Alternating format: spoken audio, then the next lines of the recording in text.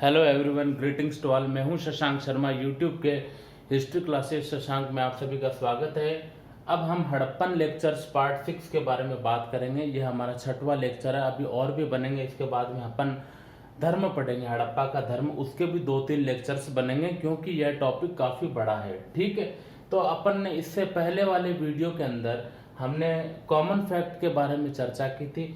अब भी अपन common fact के बारे में चर्चा करेंगे जो हमारे कॉम्पिटिटिव एग्जाम बेस के लिए काफ़ी इम्पोर्टेंट है। ठीक है, तो देखो खुदाई के अंदर क्या क्या चीज़ें निकली और शहरों की विशिष्ट पहचान किस संदर्भ में है, कौन से व्यवसायिक संदर्भ में, हम उसी के बारे में चर्चा करेंगे। देखो, हड़प्पा के उत्खनन से हमें बलवा पत्थर की मूर्ति, अन्नागार और बैलगाड़ी के साक्ष्य मिले हैं। ठीक है, इसके पश्चिमी आवास से। और मोहनजोदड़ो से हमें विशाल स्नानागार, इसके पश्चिमी आवास से महान स्नानागार, अन्नागार, कांस्य निर्मित नर्तकी की मूर्ति जो हाल ही में ICHR ने इसे पार्वती की मूर्ति भी घोषित किया है, और पशुपति महादेव की मोहर, दाढ़ी वाले योगी की बलवा पत्थर की मूर्ति जो काफी प्रसिद्ध है हड़प्पन कल्चर की, जिसने वो तिब्बतीय शॉल ओढ़े रखा है, उनकी मूर्ति है। और कपड़ों के साक्ष्य मिले हैं। ठीक है, बुने हुए कपड़ों के साक्ष्य। सबसे सुदूर हड़प्पा का जो स्थल है सुतका गेंडोर, उसके बारे में बात करते हैं। तो यहाँ पे हड़प्पा और बेबीलोन के मध्य यह एक व्यापार का केंद्र था जो बंदरगाह नगर था। यहाँ से जहाजों के माध्यम से व्यापार वाणिज्य होता था, जिसकी अपन ने चर्चा की थी। और चन्हू-दड़ो जो था, जो सिंध के अंदर है, चन्हू-दड़ो सिंध के अंदर जो मनके बनाने का प्रसिद्ध कारखाना रहा है। और यहाँ की सबसे महत्वपूर्ण बात यह है कि इस स्थल से बिल्ली का पीछा करते हुए कुत्ते के पद चिन्ह के साक्ष्य हमें देखने को मिलते हैं। ठीक है, आमरी है जो प्रातः हड़प्पाई स्थल है। ठीक है, आमरी जो सिंधु नदी के किनारे बसा हुआ है, इसकी खोज 1935 में NG मजूमदार साहब ने की थी। यहाँ पे हमें हिरण के साक्ष्य मिलते हैं। ठीक है, कालीबंगा की अगर अपन बात करते हैं तो कालीबंगा हनुमानगढ़ राजस्थान में, यहाँ पे हमें अग्नि वेदिकाएं, ठीक है, यज्ञ की वेदिकाएं, ऊंट की हड्डियां और लकड़ी का हल और जुते हुए खेत के साक्ष्य मिले हैं जो प्रातः हड़प्पाई चरण के हैं। जुते हुए खेत के साक्ष्य है। लोथल गुजरात की बात करते हैं जो भोगवान नदी के किनारे है। यहाँ से हमें अग्नि वेदिका, वही यज्ञ वेदिकाएं, गोदीबाड़ा यानी ड्यूक्योर्ड के साक्ष्य। अच्छा, गोदीबाड़ा ड्यूक्योर्ड क्या है? जहाँ पे जहाजों का लंगर डाला जाता था। हमें इस गोदीबाड़ा लोथल में मोटे मोटे पत्थर गोल गोल मिले हैं, तो इन्हें लंगर के लिए यूज में लिया जाता था।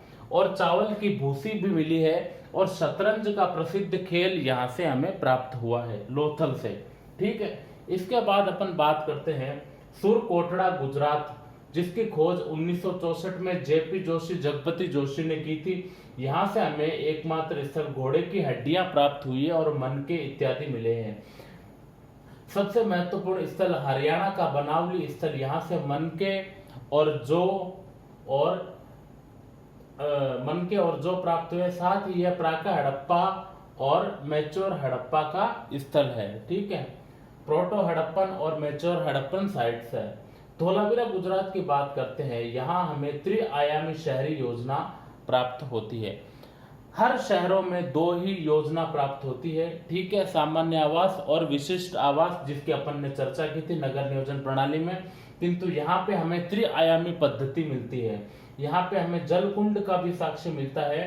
ठीक है, और स्टेडियम का भी साक्ष्य मिलता है। और हड़प्पा लिपि का सबसे बड़ा अभिलेखीय साक्ष्य हमें धोलावीरा से ही मिलता है। और यहाँ पे उम्दा किस्म की जल निकासी प्रबंध योजना के साक्ष्य हमें देखने को मिलते हैं। तो इस प्रकार हमने शहरों की व्यावसायिक पहचान के बारे में पढ़ा। इससे आप लोगों को कुछ आइडिया होता होगा कि शहरों का जो व्यापार वो किसी न किसी रूप से प्रसिद्ध था। दूसरा, ये जो सिटीज थे, ठीक है, ये जो सिटी थी, हड़प्पा के जो शहर थे, वो किसी न किसी रूप से कैलकोलिथिक साइट से भी जुड़े हुए थे। ठीक है, जैसे कि अपन राजस्थान में आहड़, गिलुंड, बालाथल, गणेश्वर, नीमका थाना और खेतड़ी, कोपर, इनकी बात करते हैं। ठीक है, जयपुर के आसपास की जो साइट्स की बात करते हैं, तो ये लोग इनसे जुड़े हुए थे और इनसे हड़प्पा वासी कच्चा माल मंगवाते थे, तांबा मंगवाते थे और टिन मंगा और उसमें टिन पिघलाकर टिन मिलाकर उससे कांच से निर्मित धातु का निर्माण करते थे। ठीक है, और इन ग्रामीण बस्तियों से इनका प्रॉपर संबंध रहा है और इनके संबंध रहते हुए इनका विदेशी व्यापार भी काफी उन्नत किस्म का रहा है। तो यह सब शहरों की जो विशेषता है, यहाँ पर कई प्रकार की हमें कॉमन विशेषताएं देखने को मिलती हैं। जैसे शहरों का प्रारूप एक जैसा है, नगर नियोजन प्रणाली एक जैसी है, घरों की बनावट लगभग एक जैसी दिखाई देती है, ईंटों का मानकीकृत होना 4:2:1 में एक जैसा दिखाई देता है, हड़प्पन लिपि हड़प्पन मोहरें एक जैसी दिखाई देती है।